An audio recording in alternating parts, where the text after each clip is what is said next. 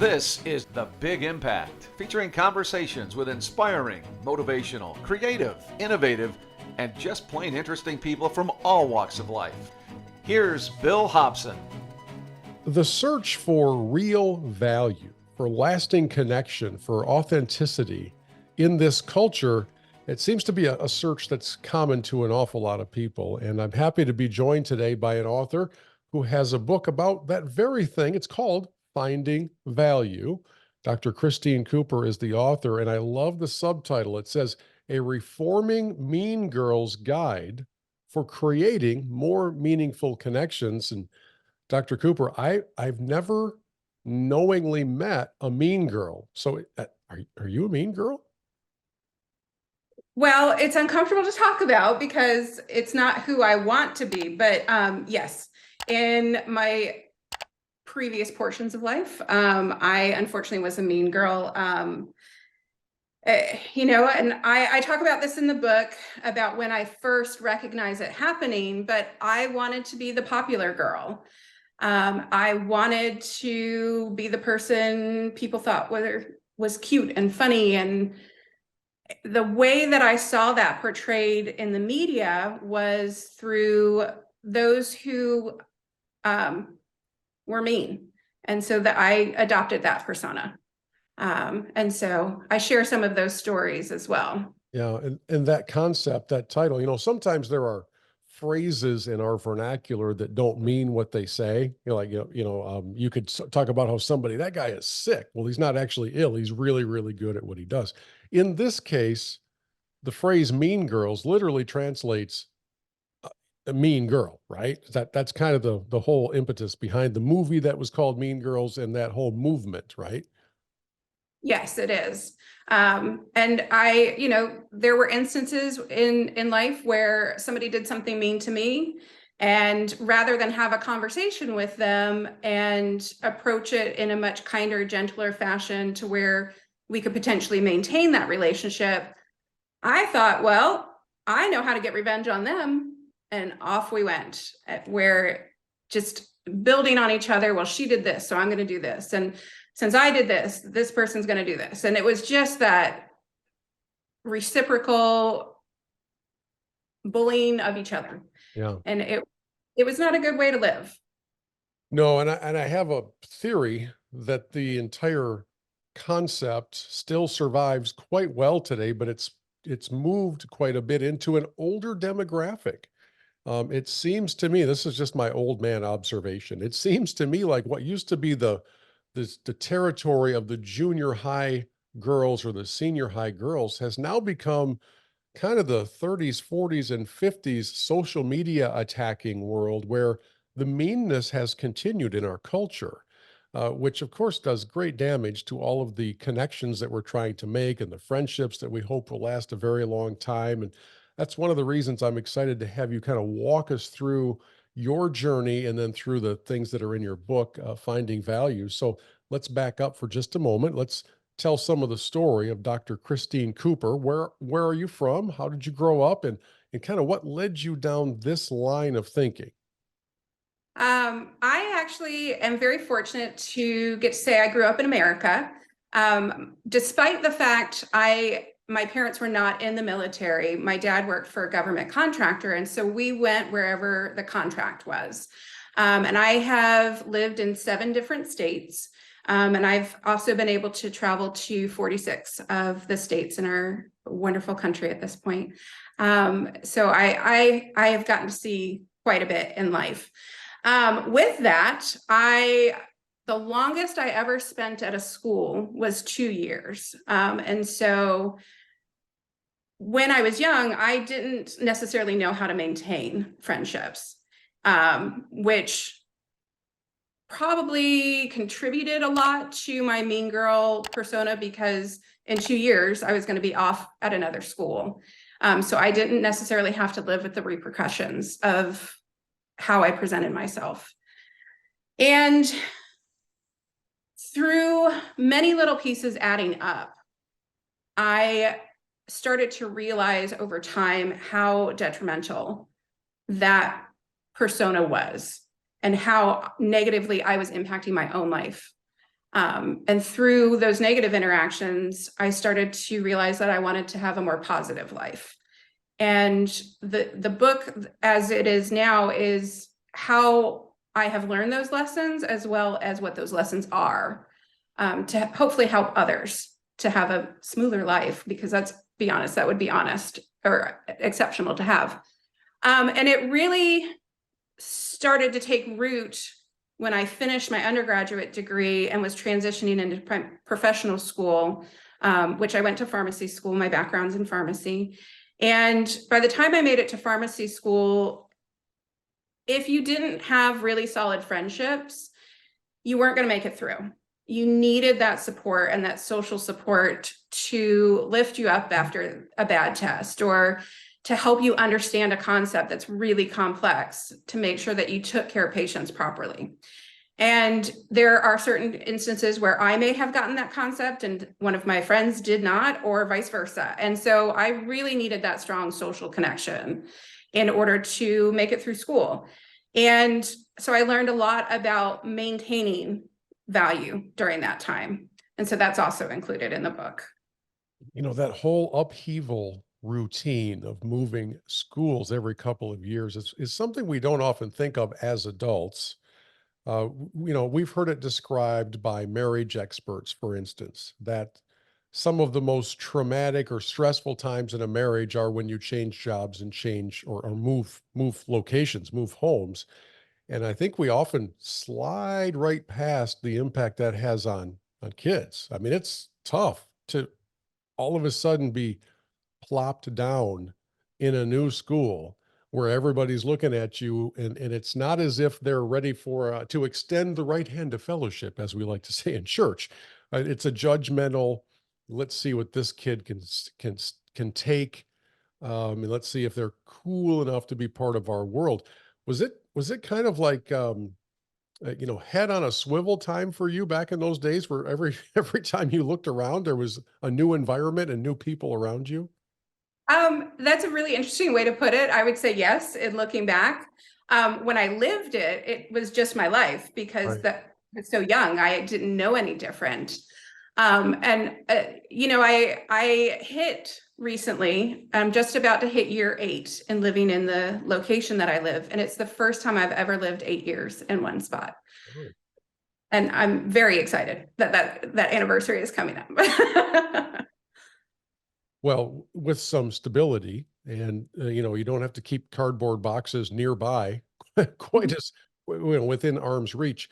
Do you remember maybe when it was that you came to realize that the mean girl approach was not doing you any good? I have this belief that it actually is harder on a person's emotional capacity to just have to conjure up anger all the time, or meanness, or sarcasm, or criticism, and all this. I think it's more draining on the deliverer of those things than it is on the recipient of those things at times.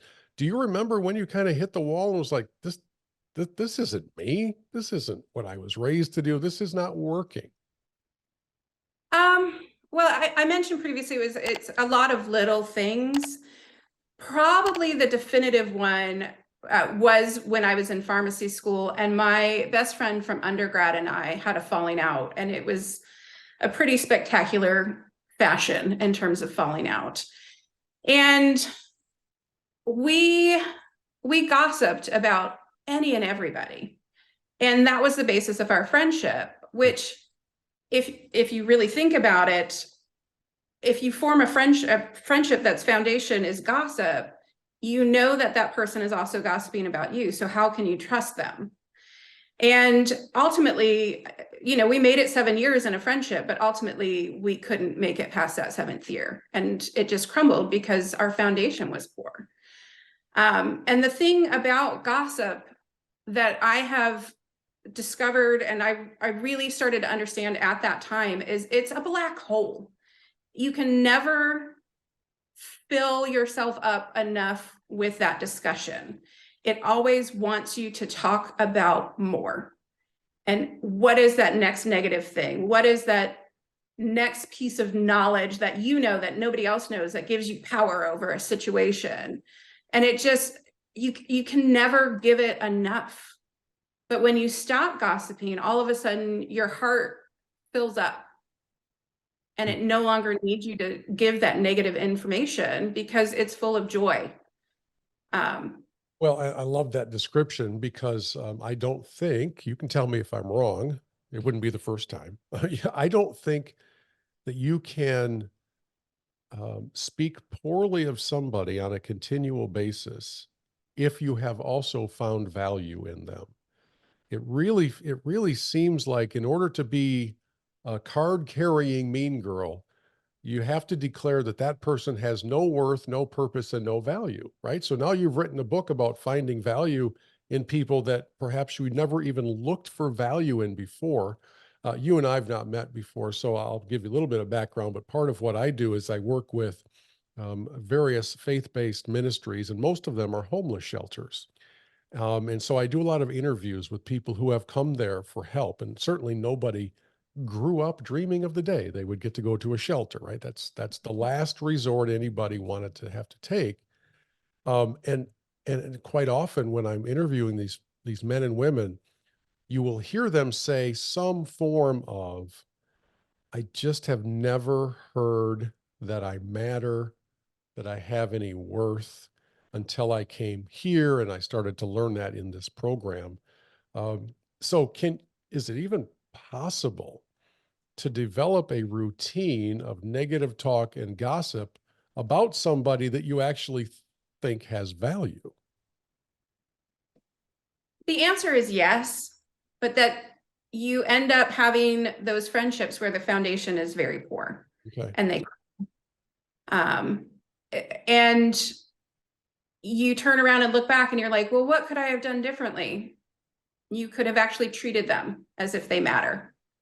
And when you're spending the time gossiping about whoever is not in the room, even if they are your friend, then you're no longer valuing them. You're no longer seeing them as a valuable human being. So I do think that it turns that value and tarnishes it. I do think it can be recovered from, but it's going to take a lot of work to get there and a lot of honest, difficult conversations from both sides. There's a self-awareness that's required in all of this, correct? I mean, you've got to have the mirror first before you can look out to other people. So that's not easy. You know, there are times when I don't like the things about myself that I need to improve. That's why it's a difficult journey. When you decided, you know what, I need to flip this script over a little bit and start really finding value in other people instead of criticizing them, where did you start? What's the beginning prescription? You're in the pharmacy world. What's the beginning prescription for training ourselves to look for value in other people? For me, it was ending the gossip. I needed to figure out how to have better conversations with people. And I can let you know that some people, that's their go-to. They start with gossip because it is a bonding mechanism. But then my figuring out how to steer that conversation into a more productive conversation. I can't control what they want to talk about, but I can control where I take the conversation. And so that's where I started.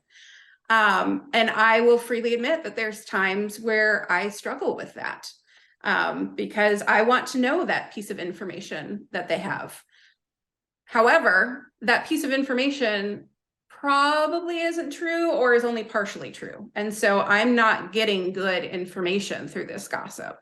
And I want to know what is good information. I want to know what is the truth.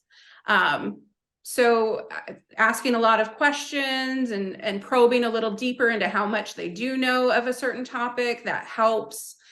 And then in terms of actual relationships, sitting down and maybe having a 30-second conversation with somebody who I wouldn't have had a conversation with before, just to get that started. There are so many conversations that I have started that go down roads I would have never thought possible, and we end up friends just from that. Hey, I'm going to have a quick, how's it going? Are you excited about this upcoming thing that it looks like you're working on? You know, whatever that may be. And I include several conversation starters in the book to get people going on that. But yeah, let's have those conversations and maybe get some friendships out of the deal. Have you had some instances where you developed a relationship, maybe a friendship with somebody that initially you really didn't like that much, and then because you found some common conversational ground, you thought, "Oh, that's right. this person has value. This is not a horrible person," even though I had built up that image in my mind. Yes. You know, I have one fantastic friend from pharmacy school. When I first met her, she was very young. And as many of us do, we need to do a little bit of maturing in life. So when I first met her, I had just written her off as she doesn't understand life yet. She's still learning those experiences. And within 2 years of having met her, we were phenomenal friends and still are to this day. And I'm very, very happy to have her as a friend. Well, you're starting to build those connections, those relationships, and you're breaking through what used to be a different approach to all of that. If I understand correctly, you used to start from the negative, and it Mhm. sounds like now you've tried to reset things to start things from a more positive beginning point. The starting line is a little bit more enjoyable. Yes. And when you focus on those positives in people and you dig a little deeper into who they are and what's their story and what's their perspective and why is that perspective you learn about them, but you also oftentimes learn about yourself in part of that process. And you realize that you actually maybe value a little bit more of them as a result. Um, I'm trying to think of a good example for you so I can explain it a little better. Let's take it into what the current headlines look like. You and I are talking in the early days of May, and let me see, in 6 months or so, we'll have an election. And not everybody, because a lot of people have just chosen to disconnect from it all, but there are many relationships that used to be very friendly that, because of, I guess, the polarization of our nation, many relationships have been ended because one person doesn't agree with the other person in the political realm, right? And they've all of a sudden ascribed a lack of value and worth to that person because they would choose to vote differently. Now, we're certainly not a political podcast by any stretch here, but as we talk about relationships and working beyond those points of disagreement to finding some value and common ground, I know you address that kind of thing in the book. So let's talk about the polarized climate and how we can move past some of those environmental or political or surrounding us kind of factors that work into all this. Thank you, because that is an excellent example. We attach as a nation. I'm using we very collectively here, so forgive me for that. But we attach our political leanings as part of who we are, which I do understand. They can reflect a certain lifestyle and an avenue that we want the country to take, and that's important for who we are. However, oftentimes when we have those conversations, let's say with our neighbor who thinks differently than us, we realize we want the same things at the end. We just disagree on how to get there. And so we need to have those conversations in order to understand my perspective versus your perspective. Perhaps the end point is the same, but we disagree on those steps to get there. But between the two of us, we might come up with a phenomenal plan that would benefit half the country, which is an exceptional impact. So yes, I think those conversations need to be had. And we need to remember that our political leaning, whatever side, whatever genre it may be, is not our definition. It may be our endpoint for what we want to happen for the country, but it doesn't define who we are. As I've told more than a few people in recent weeks, if you really think that your preferred party is the solution for all that ails this country, we've got to have a different discussion because at some point, they've both been in charge, and yet we still have these issues. So yeah, it's a strange way to place your worth in the hands of somebody you've never met and who often disappoints you. So I'll never really wrap my head around all of that. You talk about in the book the concept of lifting others Mhm. to lift yourself. What does that mean? That means allowing yourself to see past where somebody is right now and to where they could be. And it's also a way of mentoring in terms of perhaps you have accomplished something significant in your life. Let's turn around and help somebody else accomplish that same thing. Why not help them get past the barriers that you had in a faster, more smoother fashion? What can this person now accomplish because you have helped remove some of the roadblocks to get to this level of success? What is the next level of success that they can achieve and then help somebody get to even that much faster? It's a very mentoring mindset, isn't it? Yes. And you know that you see that in work, but we can do that in our own personal lives as well. Yeah, I'm trying to think of some conversations I've had with some folks that are, especially guys that are younger than me, who have come to ask about things that have to do with media and broadcasting and, their dreams for the future. And you start to talk about the advantages they might have with technology where it is today versus the old days where we were literally taking out a razor and cutting reel to reel tape and trying to do all these things in an analog world. And trying to encourage them, I guess, is the way that I would put it. It's not, it does me a great deal of good. It does my soul good to try and encourage somebody else versus taking this angry old guy get off my lawn attitude that is, it's never going to work for you. Go find something else to do. How dare I do that to somebody who has a dream, who has a goal, right? And so in this kind of this world of being able to find value in others, instead of evaluating the merits of their dream or their idea, what if we kind of flipped our own mentality over to, okay, this is the dream for this person. I may not think it's a great idea, but what if I could help them at least take the first couple of steps to finding out for themselves, which is a very different approach than putting on the judge's robe and taking out your gavel and pronouncing the idea lousy, right? So mentoring, I think, is what that would fall under, right? Yes. And the other part of this concept is you don't know what someone is capable of doing until they do it. And so I'm going to use myself as an example. When I was applying to pharmacy school, I had approximately an 8% chance of getting in. It's very difficult to get in, or it was at the time. It's a little easier nowadays, but it took me 3 years to get into pharmacy school. And during those 3 years, I would hear from folks in my life that I don't understand why you keep applying. You didn't get in.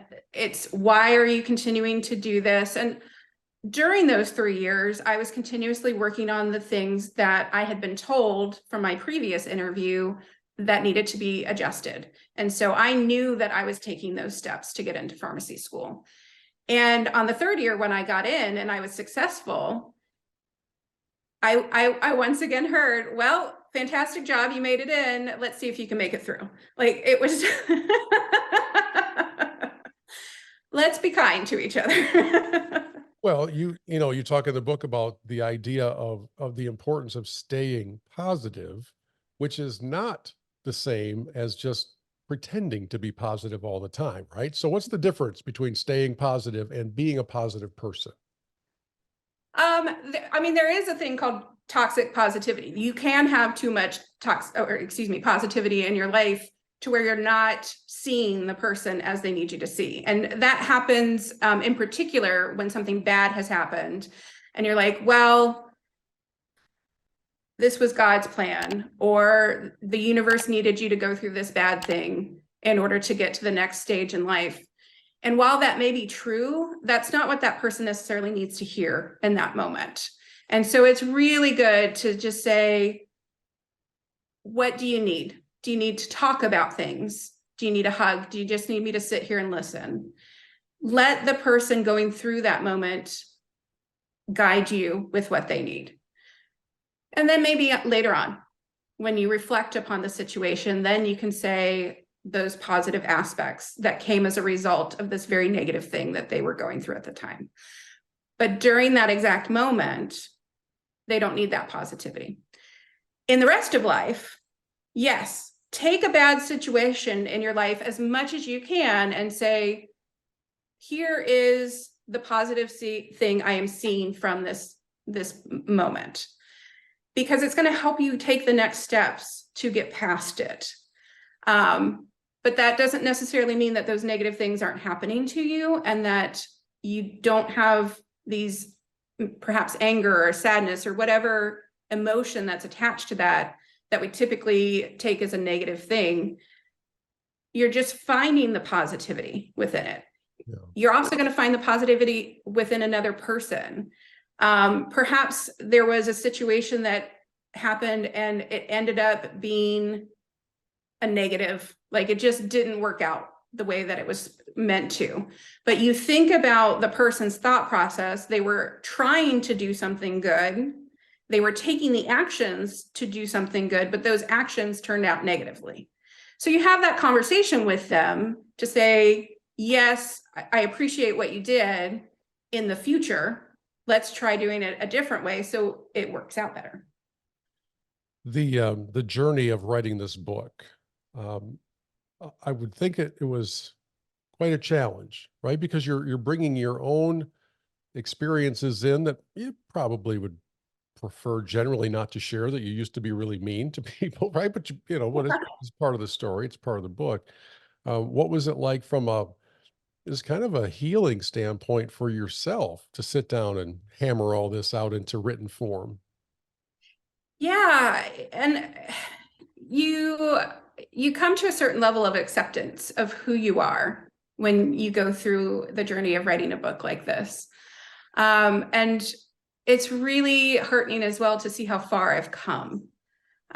So far that I can share this guide with people and hopefully help others in their journey. This is one of the many ways that I can try and lift somebody up. These are the lessons I've learned. These are the roadblocks I've handled. Let's smooth them out for you as much as I can. Well, I hope it's an encouragement to others. The book is called Finding Value, a reforming mean girl's guide for creating more meaningful connections. Christine Cooper, the book is available everywhere. We'll have a link to it in the podcast notes as well.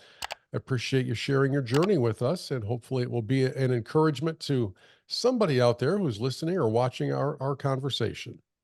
Well, I thank you for having me on. I appreciate this, and I hope your listeners get a lot out of the book.